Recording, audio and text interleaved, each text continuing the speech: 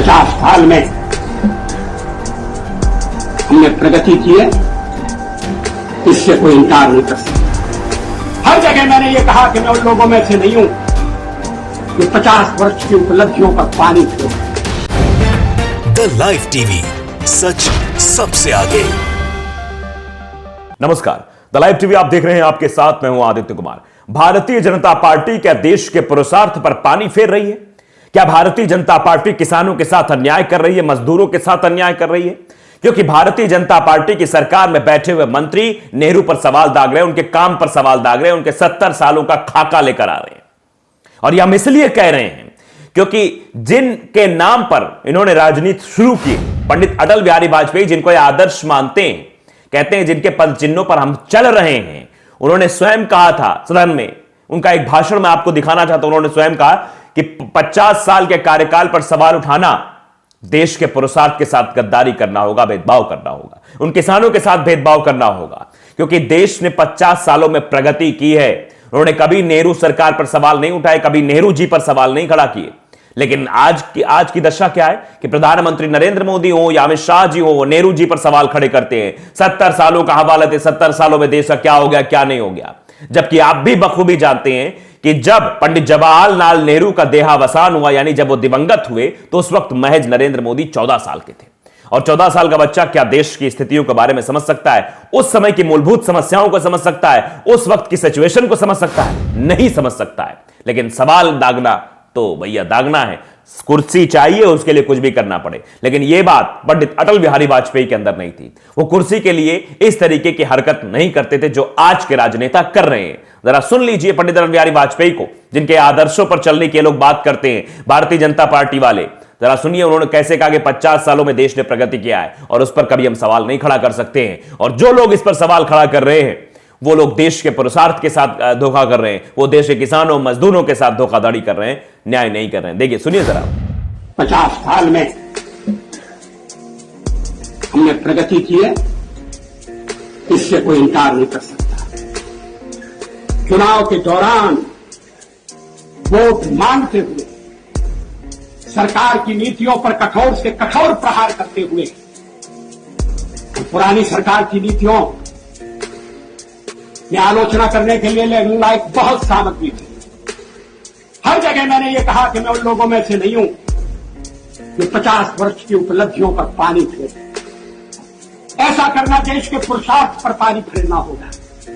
ऐसा करना देश के किसान के साथ अन्याय करना होगा, मजदूर के साथ जाति करनी होगी, आम आदमी के साथ भी वो अच्छा व्यवहार नहीं है। तो सुना आपने पंडित अटल बिहारी वाजपेयी के वाक्यांश को, सुना कि चुनाव के दरमियान, वोट मांगने के दरमियान हमारे पास बहुत सारे ऐसे मुद्दे हो सकते हैं जब हम पिछली पूर्ववर्ती सरकार को घेर सकते हैं, लेकिन 50 सालों में हमने प्रगति की है, उन मसलों पर हम सवाल नहीं खड़ा कर सकते।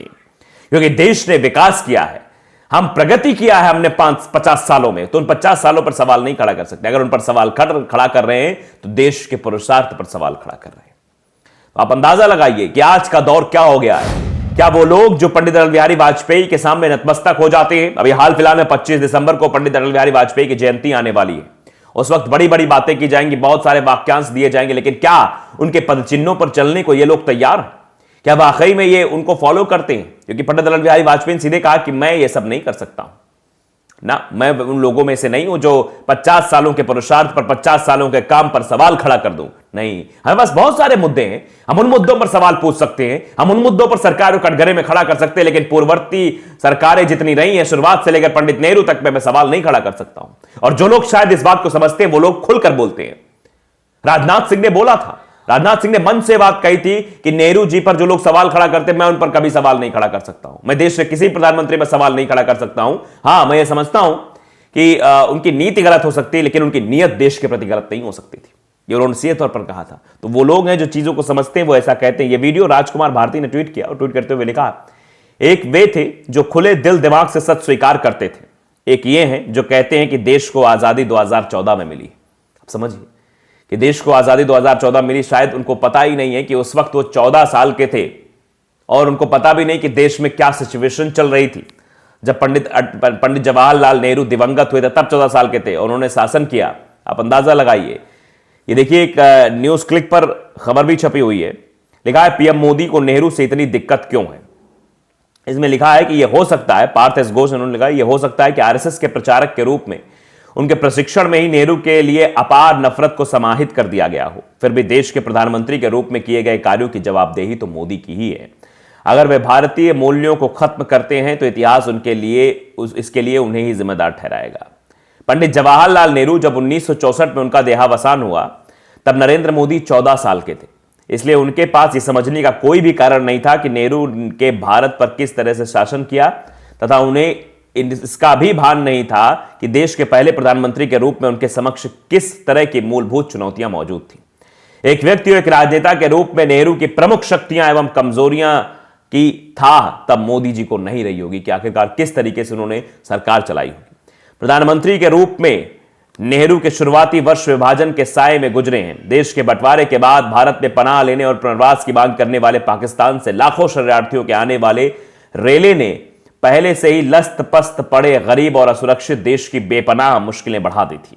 जिस तरह दूसरे वर्ल्ड वार के कारण देश की अर्थव्यवस्था पहले से ही ध्वस्त पड़ी हुई थी, नेहरू ने इन चौतरफा चुनौतियों का मुकाबला किस तरह किया होगा, तब बिल्कुल किशोर रहे नरेंद्र मोदी को इससे कोई इसका इल्म भी नहीं रहा होगा। सोचिए जरा उस वक्त का दौर जब इधर से उधर देश विभाजन की स्थिति से दौड़ रहा था, तब क्या स्थिति भारत देश की थी वो नहीं समझ में आ रही थी। देश को व्यवस्थित करने के लिए नेहरू के कष्ट साध्य प्रयासों के बारे में मोदी की सराहना शायद उनकी विद्यालयी शिक्षा के बाधित होने की वजह से नहीं मिली। इसी तौर पर लिखा गया है, जैसा कि हम सब जानते हैं, खराब पारिवारिक परिस्थितियों के चलते मोदी को अपने पिता के रेलवे स्टेशन पर चाय की दुकान पर उनका हाथ बटाकर जैसे तैसे जीवन यापन के लिए मजबूर होना पड़ा था। 2001 में जब उन्हें गुजरात के मुख्यमंत्री के रूप में राजनीतिक सत्ता हासिल हुई तो इसके 37 साल से नेहरू का भूत निष्क्रिय पड़ा हुआ था और ऐसा मालूम होता है कि तब तक उनका प्रताप अतीत का विषय बन चुका था। बेशक एक भूत के लिए 37 वर्ष शरारत करने वाले के रूप में अपना कैरियर शुरू करने के लिए पूरी तरह से एक अच्छी उम्र कही जाएगी। हमने बचपन में की पुरानी हवेलियों में लॉर्ड क्लाइव और लॉर्ड वेलेल्जी के भूत प्रेतों कहानियां बंगाली में सुनी थी, लेकिन सवाल यह है कि नेहरू का भूत नरेंद्र मोदी को क्यों चुना और किसी को क्यों नहीं चुना। आखिरकार उसके शिकार के लिए कई प्रधानमंत्री एक लाइन में खड़े थे और उनमें से प्रत्येक अपने समय में एक प्रधानमंत्री के रूप में मोदी से कम अहम नहीं थे। मोदी से पहले 6 गैर कांग्रेसी और गैर भाजपाई प्रधानमंत्री भारत पर शासन कर चुके हैं। इनमें मोरारजी भाई देसाई, चौधरी चरण सिंह, विश्वनाथ प्रताप सिंह, चंद्रशेखर, इंद्र कुमार, गुजराल और एच.डी. देवगौड़ा। इस सूची में पीवी नरसिम्हा को भी शामिल कर सकते हैं। यद्यपि राव कांग्रेस के थे, लेकिन वो नेहरू की विरासत का दावा करने वालों की आंखों के कांटे के रूप में जाने जाते थे। विशेष रूप से उनके नाती एवं पूर्व प्रधानमंत्री स्वर्गीय राजीव गांधी की पत्नी सोनिया गांधी को एकदम नहीं सुहाते थे। तब सोनिया गांधी महान विरासत वाली पार्टी कांग्रेस की गॉड मदर के रूप में उभरने को तैयारी कर रही थी। आप अंदाजा लगाइए, ये जो लेख लिखा गया है इससे आप अंदाजा लगा सकते हैं कि प्रधानमंत्री पर सवाल खड़ा करने वाले कौन लोग हैं। हिमाचल चुनाव में भी मुद्दा उठा था। अभी हाल फिलहाल में हिमाचल चुनाव रैली अमित शाह की चर्चा मोदी और नेहरू और इंग्लैंड की। ये क्यों? अमित शाह हिमाचल प्रदेश में 2 दिन के चुनावी दौरे पर थे। हिमाचल प्रदेश में वो जो बातें कर रहे थे वो नेहरू पर कर रहे थे। क्यों कर रहे थे? करीब 5:15 बजे अमित शाह अपना भाषण शुरू करते अगले 25 मिनट में साफ हो जाता है कि भारतीय जनता पार्टी इस पहाड़ी राज्य में एक बार फिर प्रधानमंत्री नरेंद्र मोदी के नाम पर चुनाव लड़ने जा रही है।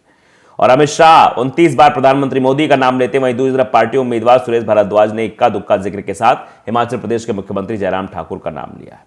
आप समझिए कि सीधे तौर पर सवाल किस पर दागे गए। भाजपा का मुकाबला कांग्रेस पार्टी से, कांग्रेस पार्टी में मां बेटे के अलावा कोई नहीं बचा। अरे भाई साहब, सिर्फ दिल्ली में नहीं, यहां पर सभी मां बेटी पर सवाल उठाया गया। फिर उसके बाद नेहरू जी पर सवाल उठाया गया, राम मंदिर का जिक्र किया गया, इंग्लैंड की बात की गई, अमित शाह अर्थव्यवस्था जुड़ी बात करते की।